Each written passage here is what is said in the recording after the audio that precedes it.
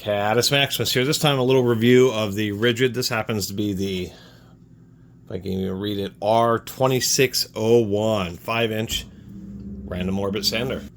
Anyway, it's still sold at Home Depot, 65 bucks. Obviously I got this one used. And it's made by TTI, the same people who make Milwaukee. So, interestingly enough, it has a lot of the same internal components as the Milwaukee 6021. Milwaukee has now canceled this. They've canceled all corded sanders.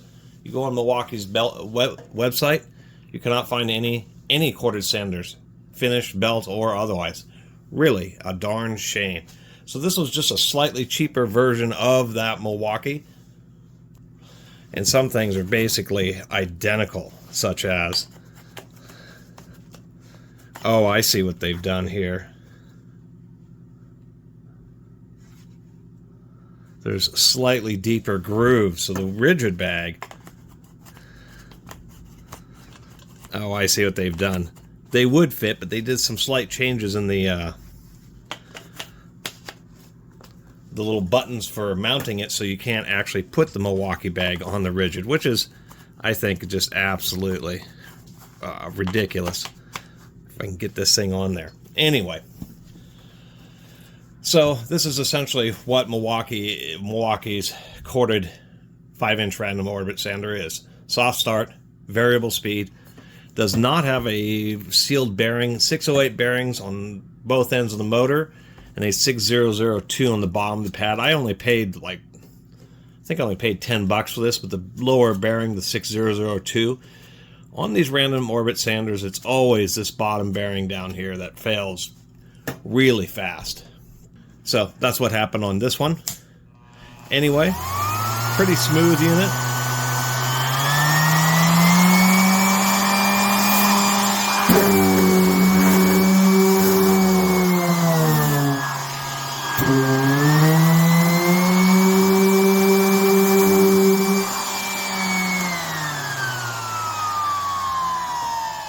It has a slide switch here, which is a little different than the button switch on the Milwaukee, but it actually has the very same controller, the very same brushes. I assume it has the very same motor in it. It's just a different moldings for the case and maybe a little bit different tuning. It seems that this one does not, it seems on its lowest speed, it runs just a little bit quicker than the Milwaukee does. So this ends up having like an 8-foot cord, super long cord with a little lighted end on it. Other than that, the dust pickup works okay, although what I'm discovering is that the mesh sanding pads, even though there's like less surface area of sanding grit, they help with dust pickup much better. And then secondly, they tend to last a surprisingly long time, competitively long compared to traditional paper, because even though it's mesh,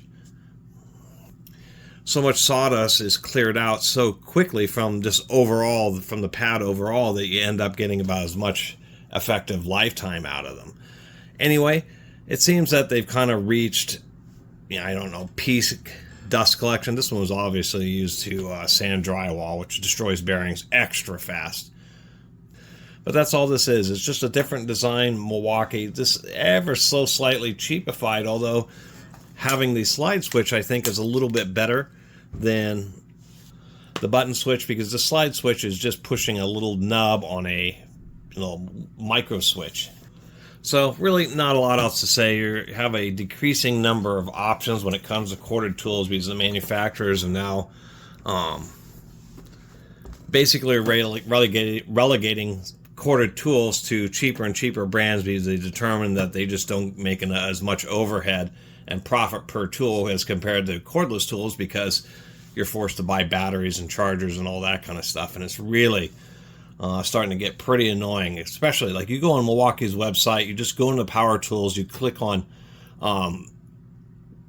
woodworking tools and sanders, and they have 7 products, one 3x18 cordless belt sander, and the rest are cordless finish sanders. And it's just, I think it's kind of crazy. So I've been kind of collecting up these 5-inch random orbit sanders. They are like the standard size. And, as far as being able to get one in a store. You know, once again, you don't have a ton of options, so I suppose this Ridgid is probably about as good as any. Although it does have a bit more vibration than I probably would have liked, although it may be partially because I was demonstrating on this piece of leather.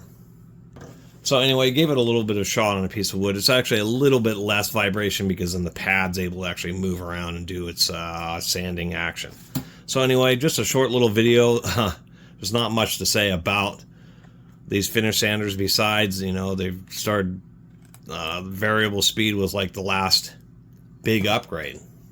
Soft start's totally pointless on a finish sander, but the variable speed can be kind of nice if you're sanding something balsa or maybe plastics or other things where you really want to be careful, not only by using a fine grit sandpaper, but just having a lower intensity of the sanding action.